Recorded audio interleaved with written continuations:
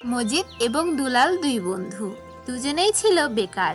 টানাপোড়েনের জীবনে বন্ধু যুগলের সুখ দুঃখ ভাগাভাগি করলেও পরিবারের ভাগ্য ফেরাতে তারা একটা কিছু করার জন্য সবসময় চিন্তা করত। কিন্তু ওই যে, পুঁজি ছাড়া কি আর ব্যবসা চলে?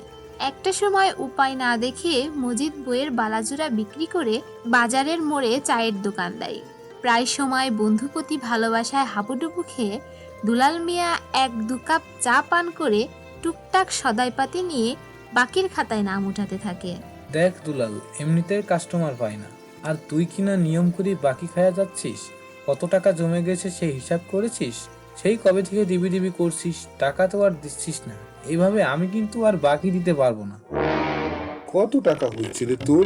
যেভাবে বলছিস যে তোর টাকা আমি মেরে দিচ্ছি, আমি তো আর এলাকা ছেড়ে পালাই যাইতেছি না, তাই না? পালাই গেলে তো বাইচা যাইতাম, বাকির খাতাটা একেবারে উন্ধায় যাইত। কি বললি তুই? আমি দেখা না হয় তোর দোকানে চা খাই, তোর চায় তো চুমুক দেওয়াই যায় না। আধ কাপ খেয়ে বাকি কাপ রাস্তায়, ওই আধ কাপের পয়সা কিন্তু পাবি না। পাবো না মানে? না দেয়া যাবে কোনাই। আমিও দেখা নিব তুই ন্যাস কেমনে। গিন্নি, ওই মজিদের খোঁচা আর সইছে না। সে না হয় কয় টাকা পাবে, তাই বলে কি নিত্যদিন সবার সামনে অপমান? তা চায়ের নামে পানি বেচে বন্ধু মনে আঘাত দেওয়া কি চলে বলো? আমার কি লজ্জা শরম নেই? তোমার আবার লজ্জা, তার উপরে শরম। ও বাবা, তাও লজ্জা যদি আসলেই থাকতো তাহলে বন্ধুর খোঁচাকে এভাবে বেকার বসে থাকতে না, একটা কাজকর্ম ঠিকই করতে। ঘরে নাই ফুটো করি, মশাই যায় সাহেবের চা খাইতে। এখন দেখি কিন্নি তুমিও অপমান করছো। তা আমি কি হাওয়া দিয়ে ব্যবসা করব? মজিদের বউ মহালক্ষ্মী, হাতের বালাজোড়া বেচে দোকানখানা গড়ে দিয়েছি। তোমার কি আর গহনা দেওয়ার সাহস আছে? চাইলেই তো বাপের বাড়ির ঠিকানা দিয়া দাও। কি বললে? মহালক্ষ্মী? আর আমি কি? হ্যাঁ, ঠিক আছে, আমি তোমাকে বালাজোড়া দিচ্ছি, দেখবো তোমার কি মুরত। মজিদ মিয়া, এখনো খেলা দেখনি? দেখি তোমার দোকানে কাস্টমার যায় কি করে।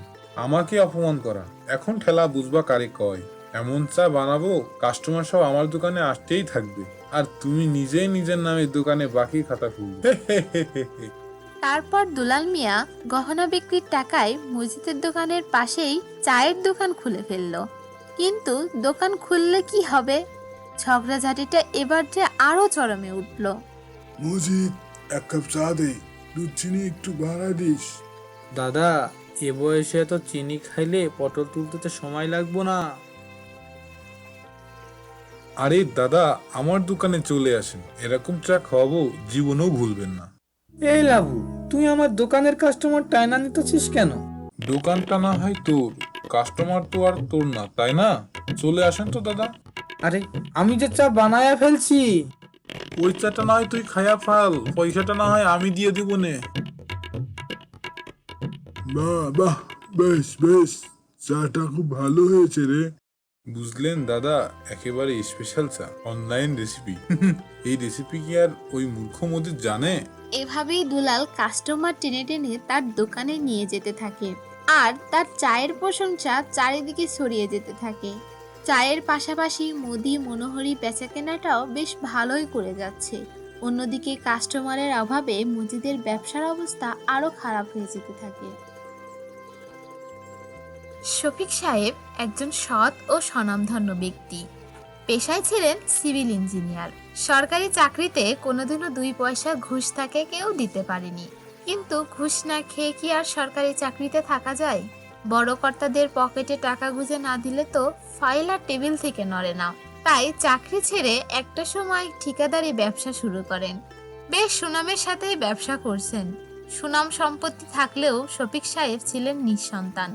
এখন অবসর সময় বই পড়ে শুয়ে বসেই দিন পার করছেন। গিন্নি, তোমাকে একটা কথা কয়েকদিন ধরে বলবো বলবো করে বলা হচ্ছে না, আজ বলি। আমি প্রায় কদিন ধরে মনে শান্তি পাচ্ছি না।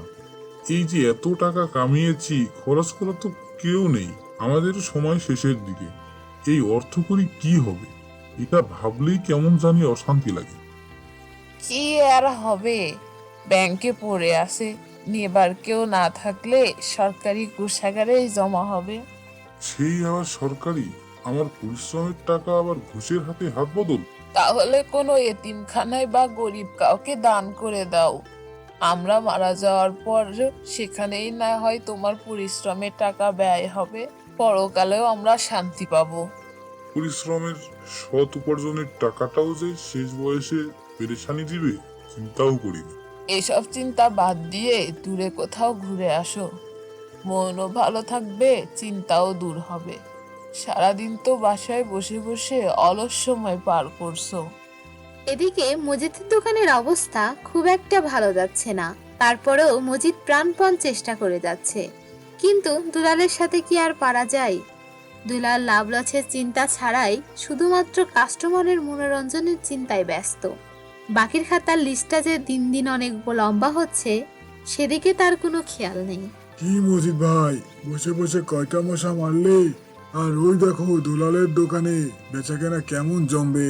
কিপটামি কইরা চায়ের দুধ চিনি কম দিলে কি আর ব্যবসা চলবে? ব্যবসা করতে গেলে বাকি টাকাও দিতে হয়, বুঝলে? তুমি তো ভাইয়া বাকি খাতা অর্ধেক না পেরোতেই পাগল হয়ে যাও। আজও কি বেচা কিনা ভালো হয়নি? না, হইল না কিছু। এভাবে আর কয়দিন চললে দোকানটা বন্ধ কইরা দিতে হইব মনে হইতেছে। ভালোই চলছিল, কিন্তু তোমার বন্ধু আর ভালো থাকতে দিল না।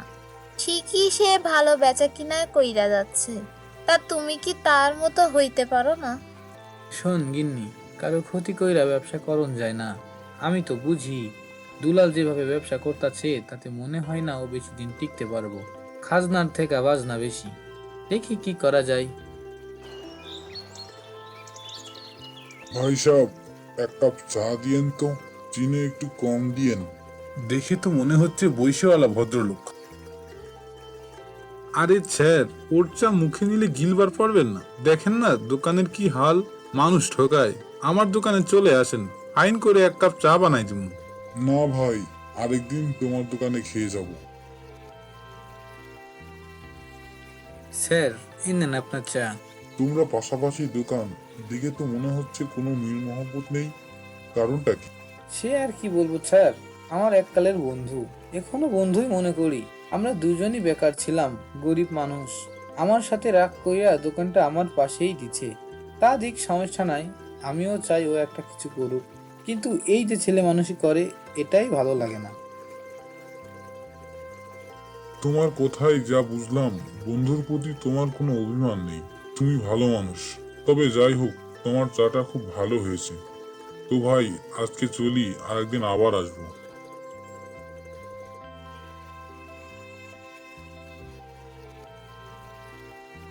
এত টাকা নিশ্চয়ই ওই ভদ্রলোক ফালায় রেখে গেছে। লোকটা আসলে ফেরত দিতে হইব। দোকানে রাখলে চুরি হয়ে যাইতে পারে। যাই, বাড়ি লইয়া যাই। গিন্নি, টাকাগুলো যত্ন করে রাখো। এ তো দেখি অনেক টাকা, কোথায় পেলে এত টাকা? দোকানে এক ভদ্রলোক আসছিল, মনে হচ্ছে তারই টাকা। যত্ন করে রাইখা দাও, যদি কখনো আসে ফেরত দিয়ে দিতে হইব। কি রে, চুপু থুপু হইয়া বসে আসিস যে?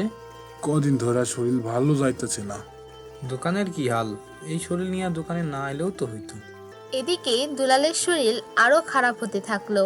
অনেক দিন ধরেই দোকান বন্ধ, পয়সার অভাবে ভালো ডাক্তার দেখাতে পারছে না। মজিদ প্রায় তাকে দেখতে যেত। শত হলেও ছোটবেলা থেকেই একসাথে বেড়ে ওঠা, আয় রোজগারের প্রতিযোগিতা জীবনে না হয় দুজনকে কিছুটা সময় দূরে রেখেছে, তারপরেও তারা বন্ধু। টাকাগুলান রাখ, কালকে শহরে যাইয়া চিকিৎসার ব্যবস্থা করবি। এত টাকা তুই কোথায় পাইলি? আর আমাকে তুই এত টাকা দিলি? আমি তো ভাবতেই পারছি না। আমরা দুজনেই ছোটবেলা থেকে এক লগে বড় হয়েছি, কিন্তু যার জন্য আমাকে বন্ধুত্ব ফাটল ধরছে, সেই ব্যবসাটাই তো আমরা করতে পারলাম না। ফাঁকে দিয়া অন্যের মজা নিল। তবে লাভ একটা হয়েছে, বিপদে আমরা দুজনেই মানুষ চিনলাম। যাক গিয়া, তুই সুস্থ হইলে দুজন মিলে অন্য কিছু করার চেষ্টা করুন। হঠাৎ একদিন শফিক সাহেব মজিদের দোকানে এসে হাজির। শফিক সাহেবকে দেখে মজিদ তো রীতিমতো ঘাবড়ে গেল। কি ভাই, আছো কেমন? তোমার দোকানের হালসুরত তো দেখি আগের মতোই, মাল সামান এত কম কেন? আর তোমার বন্ধুর দোকান বন্ধ কেন? স্যার, চা কি এখনই বানামু? আরে চা না হয় খাওয়া যাবে, আগে তোমার সাথে কিছুক্ষণ গল্প করে নিই। অবসর সময় কাটে না, এদিক সেদিক যেদিক যাই একটু গল্প গুজব করি, এতে মন খুশিটা প্রশান্ত পাই, বুঝলে? স্যার, একটা কথা কইবা চাইছিলাম। বলে ফেলো দেখি, কি কথা? আপনি মনে হয় কিছু টাকা রাইখা গেছিলেন, অনেকদিন ধরেই আপনার জন্য অপেক্ষা করলাম, কিন্তু একটা সমস্যা পড়ে টাকাগুলো খরচ করে ফেলছি। তা কি সমস্যায় পড়েছিলে শুনি? আসলে আমার বন্ধু কঠিন অসুস্থ হয়ে পড়ছিল, তার চিকিৎসার জন্য কিছু টাকার দরকার ছিল।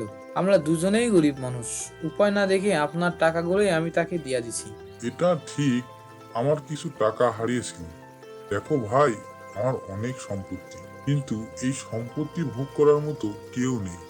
খুব পেরেশানিতে ছিলাম, তুমি আজ আমাকে এই পেরেশানি থেকে মুক্ত করলে। যেই টাকা তুমি পেয়ে দান করলে, আর আমি কিনা সেই টাকা জমিয়ে রেখে পেরেশানিতে আছি। আজ থেকে আমি এই টাকাগুলো দান করে দিই, যোগ্য পরিশ্রমী মানুষদের দান করব। আমি তোমার কাছে বেশ খুশি। তোমাকে আমি আরো কিছু টাকা দিব। এই টাকা দিয়ে দোকানের মাল সামানা উঠাও। তুমি অনেক ভালো মানুষ, আল্লাহ চাইলে তুমি ভালো উন্নতি করবে। স্যার, আপনি অনেক ভালো মানুষ, নিশ্চয়ই আমি আরো পরিশ্রম করব। আল্লাহ আপনার মঙ্গল করুক।